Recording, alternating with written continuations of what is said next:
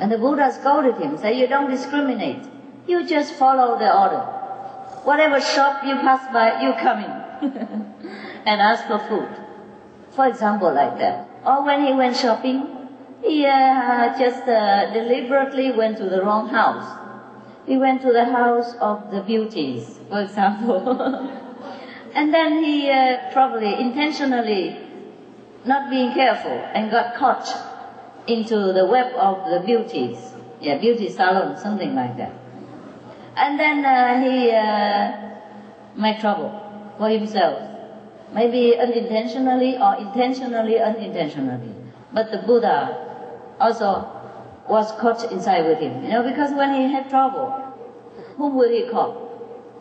Master! Master, I'm in trouble! That's why the Buddha said to his disciples, if you want to avoid trouble, and you should have avoided these and that and these things before you get yourself into a mess. Therefore, they have a lot of precepts. This is for the monks only. Like if they go begging, shopping, they should not look into the eyes of the people. Just look down to their nose and watch 3 yards in front of them on the road. That's all there is. But Anand, he always thinks he knows better.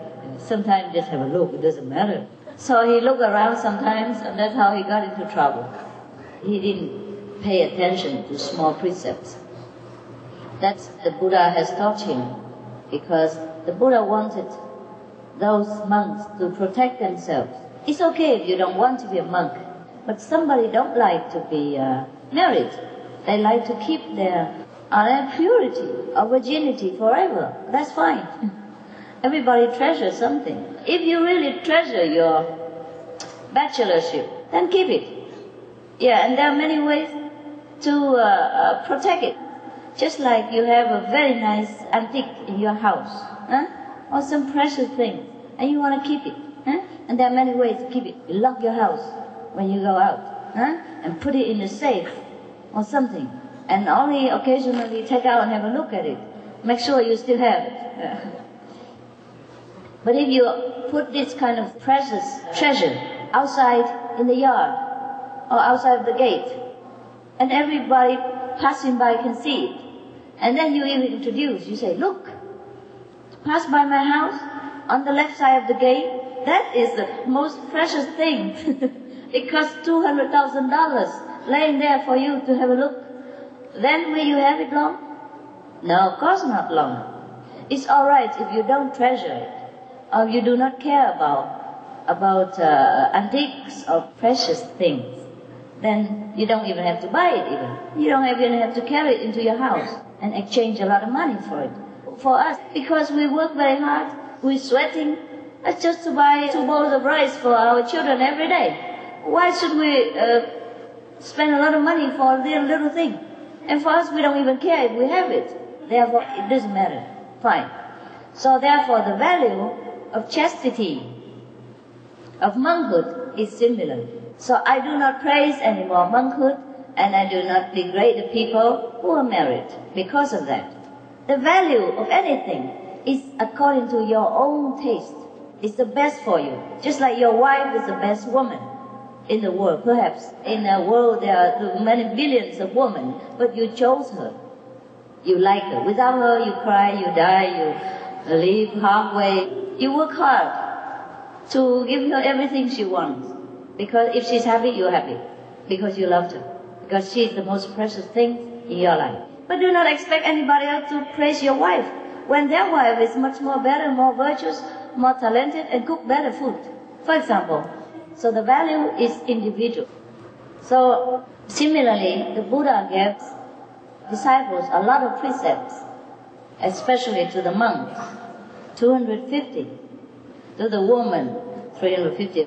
But only because these people wanted to concentrate on meditation, on the way of Tao only, and they don't want to waste their time or divert their attention to any other matter in this world, whether it's pleasurable or not pleasurable. Therefore the Buddha tells them, okay, in that case, I tell you what to do, so that you can concentrate on this and have your wish fulfilled. Just like if you want to play football, then the instructor would tell you, okay, now you kick left, kick right, but don't kick in the middle. For example, like that. Then you have to respect these rules if you want to become a football star, or at least a player. Otherwise people will kick you out because you don't respect their rules, and you can't play together if everybody kicks to the right and he alone kicks to the left. Similarly, the monks or the nuns or whoever have their liking, have their way of life, and that's their way of life. But that doesn't mean that way of life is for everybody, and it doesn't mean that it's the supreme, or that doesn't mean that it's the best. Whatever you want to be, you be. So now, just similar, we have some simple precepts. These are just like the condition that we keep in order so that we can play well the meditation game. Just like football. Now if we don't keep it, we don't play well. And people don't want to accept us in this group. Just like football players, one person do not respect the rule. How can the whole group play? Even two groups are spoiled by one person of any group, of the opposite group or even of their own group.